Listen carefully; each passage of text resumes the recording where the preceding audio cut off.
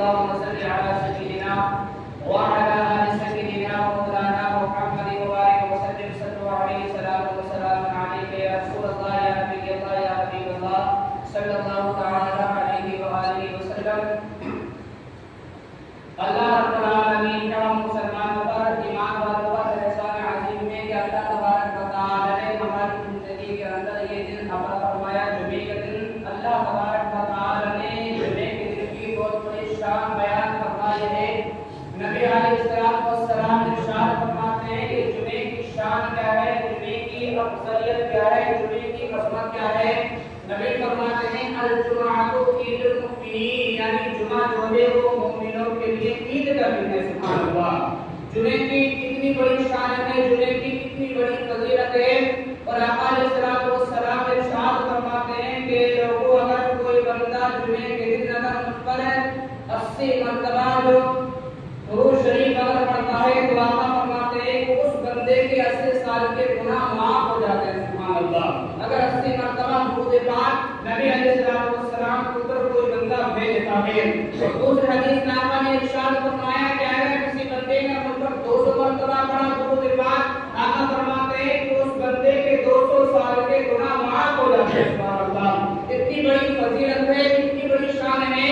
جمعے کے دن کی انسان دیکھے کہ دنیا کے اندر بندے مسلمان کی, بندے انسان کی اتنی زندگی بھی نہیں ہوا کرتی ہے, مگر اللہ تبارک و تعالی نے بندے مسلمان کو کتنا بہترین عمر عطا فرمایا کہ جمعے کے دن 200 مرتبہ درود پاک پڑھا تو اس بندے کے 200 سال کے گناہ معاف ہو جاتے ہیں. سبحان اللہ, اتنی بڑی فضیلت ہے, اتنی بڑی شان ہے جمعے کے دن کی. اللہ اکبر.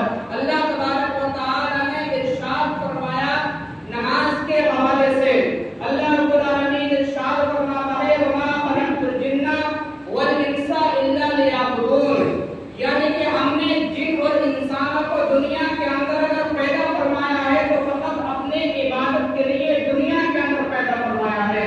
اللہ رب العالمین نے یہ ارشاد فرمایا کہ نماز کے حوالے سے اللہ رب العالمین نے ارشاد فرمایا نماز بھی اللہ تبارک و تعالی کی بہت بڑی نعمت ہے, بہت بڑی سعادت کی بات ہے. جو بندہ 5 وقت نماز دنیا کے اندر جماعت کے ساتھ میں مسجد کے اندر آ کر ادا اس بندے سے ہو جائیں, بہت بڑی شان ہے اس بندے کی.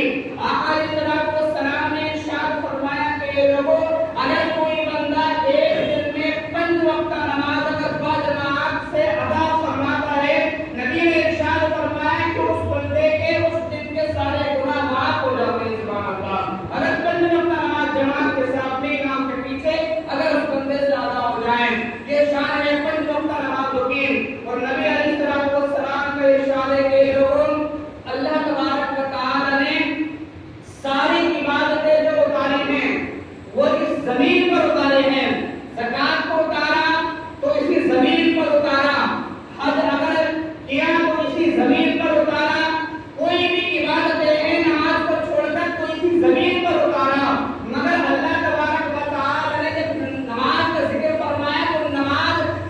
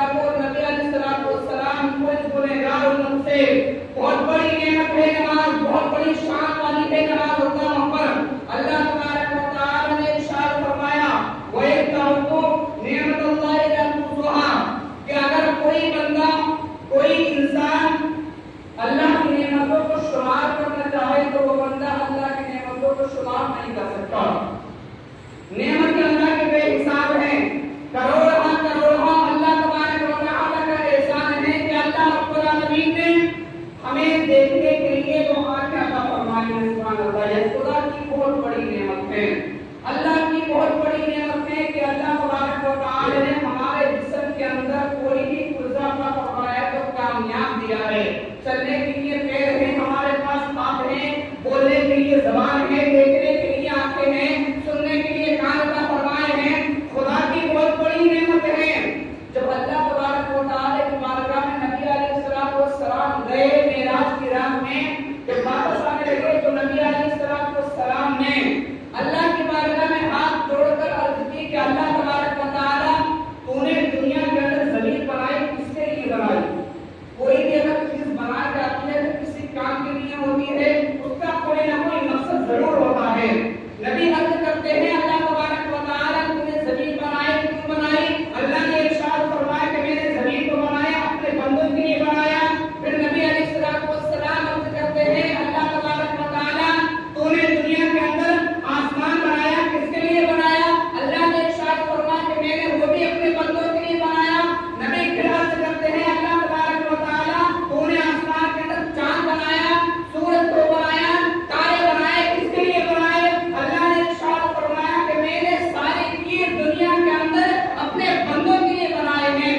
اللہ کے نبی علیہ السلام پھر عرض کرتے ہیں کہ اللہ تبارک و تعالی تو نے زمین بنائی اپنے بندوں کے لیے بنائی, آسمان بنایا اپنے بندوں کے لیے بنایا, چاند بنایا بندوں کے لیے بنایا, سورج بنایا بندوں کے لیے بنایا. آخرکار تو نے ہر چیز دنیا کے اندر اپنے بندوں کے لیے بنائی ہے. آخرکار تو نے اپنے بندوں کو کس کام کے لیے پیدا کروایا ہے؟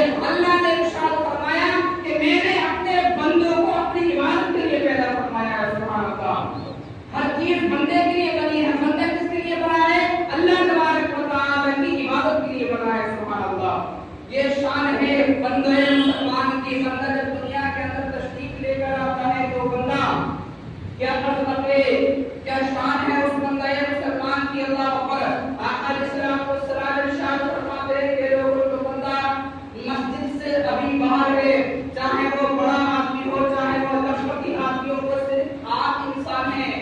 جیسے ہی اس بندے نے مسجد کے اندر قدم کو رکھا وہ بندہ عام انسان نہیں رہا, بلکہ وہ بندہ اللہ تبارک و تعالی کا خاص مہمان بن کر مسجد کے اندر تشریف لے کر آیا. سبحان اللہ, مسجد کی کتنی بڑی فضیلت ہے, مسجد کی کتنی بڑی شان ہے. اور آقا علیہ السلام ارشاد فرماتے ہیں کہ اے لوگوں اگر کوئی بندہ اکیلے نماز ادا کر لے تو اس بندے کو فقط ایک ہی نماز کا ثواب ملے گا, اور اگر کوئی بندہ اسی نماز کو اگر جماعت کے ساتھ پڑھ لے تو اللہ تبارک و تعالی اس بندے کو 70 نماز کا ثواب عطا فرماتا ہے. سبحان اللہ, اتنی بڑی فضیلت جماعت سے نماز پڑھنے کی. اللہ اکبر. اور آقا علیہ السلام ارشاد فرماتے ہیں جو بندہ دنیا کے اندر نماز نہیں پڑھتا, جو بندہ نماز کو چھوڑ دیتا ہے, بے نمازی کے اوپر دنیا کے اندر 3 بڑی مصیبتیں آتی ہیں. جو بندہ بے نمازی ہے, جو انسان نماز کو چھوڑ دیتا ہے دنیا کے اندر, پہلی سب سے بڑی مصیبت بندے کے اوپر کیا آتی ہے؟ آقا علیہ السلام ارشاد فرماتے ہیں کہ لوگوں جو بندہ بے نمازی ہے, نمازوں کو چھوڑتا رہا دنیا کے اندر, جب اس بندے کا انتقال ہوتا ہے تو اس بندے کے اوپر سب سے بڑی پہلی مصیبت یہ آتی ہے کہ اس بندے کو دنیا کے اندر بہت زیادہ پیاس لگے گی, اتنی زیادہ پیاس لگے گی, اتنی پیاس لگے گی کہ دنیا کا سارا پانی نچوڑ کر اگر اس بندے کو پلا دیا جائے تو اس بندے کی پیاس نہیں بجھے گی. اللہ اکبر. اتنا بڑا عذاب اس بندے کو دنیا ہی میں دیا جائے گا. یہ پہلا عذاب ہے دنیا کے اندر مرنے سے پہلے. دوسرا عذاب کیا دیا جائے گا؟ آقا علیہ السلام ارشاد فرماتے ہیں کہ دوسرا عذاب بے نمازی کو یہ دیا جائے گا کہ اس بندے کو بہت زیادہ بھوک لگے گی.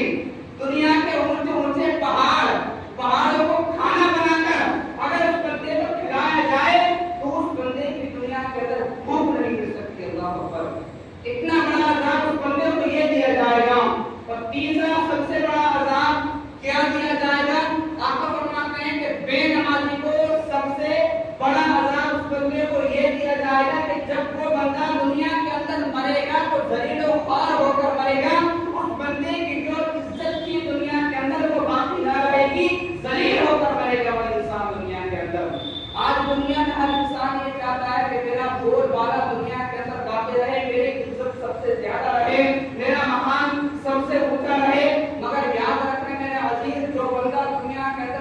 काम करता रहा, अच्छे काम करता रहा और ईमान की हालत में अगर उस बंदे का इंतकाल हुआ तो अल्लाह तबारक व तआला उस बंदे का दुनिया के अंदर भी बोलबाला फरमाता है और आखिरत के अंदर उस बंदे के इंसान का बोलबाला होगा। सुभान अल्लाह। अगर बंदा ये चाहता है मेरा ईमान की हालत में इंतकाल हो जाए, सुभान अल्लाह, शायर इस्लाम इरशाद फरमाते हैं कि रहो लहर में रोशनी के वास्ते सामान लाया हूँ, लहर में रोशनी के वास्ते सामान लाया हूँ, मैं अपने दिल के अंदर आयत रहमान लाया हूँ और खुदा पूछेगा बेशक में क्या लाया है दुनिया से, खुदा पूछेगा बेशक में क्या लाया है दुनिया से, मैं कह दूंगा खुदा मैं तेरे महबूब पर ईमान लाया हूँ। सुभान अल्लाह। मैं कहूंगा कि खुदा तेरे महबूब पर ईमान लाया हूँ। अल्लाह अकबर। ईमान बहुत बड़ी दौलत है। अल्लाह तबारक व तआला ईमान की दौलत उसी बंदे को अता फरमाता है जिस बंदे को अल्लाह तबारक व तआला दुनिया के अंदर पसंद फरमाता है। सुभान अल्लाह। अगर हमारे पास ईमान की दौलत है तो हमसे ज्यादा खुश नसीब बंदा दुनिया के अंदर कोई नहीं है। और सल्लल्लाहु अलैहि वसल्लम हदीस से अल-मर'u म'a मन अहब्बा यौम अल-क़ियामा, यानी कि ये लोगों तुम्हारा हशर मैदान में हशर के दिन उसी इंसान के सामने किया जाएगा जिस इंसान से तुमने दुनिया के अंदर मोहब्बत करी होगी। अगर हमने जुआरी से मोहब्बत करी होगी तो हमारा हशर उसी इंसान के सामने होगा। अगर नमाजी से हमने मोहब्बत करी होगी तो हमारा हशर मैदान में हशर के दिन उसी इंसान के सामने किया जाएगा। आका फरमाते हैं कि लोगों इंसान को अच्छी सोहबत जन्नत के अंदर लेकर जाएगी और बुरी सोहबत बंदाए इंसान को जहन्नम के अंदर लेकर जाएगी। अल्लाह अकबर।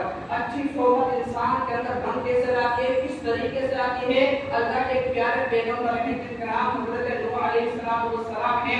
अल्लाह ने इरशाद फरमाया कि मेरे प्यारे पैगंबर नूह अलैहिस्सलाम कल बरोज़ क़यामत आप तो जन्नत के अंदर जाएंगे मगर आपका जो बेटा है किनान वो कल बरोज़ क़यामत जहन्नम के अंदर जाएगा।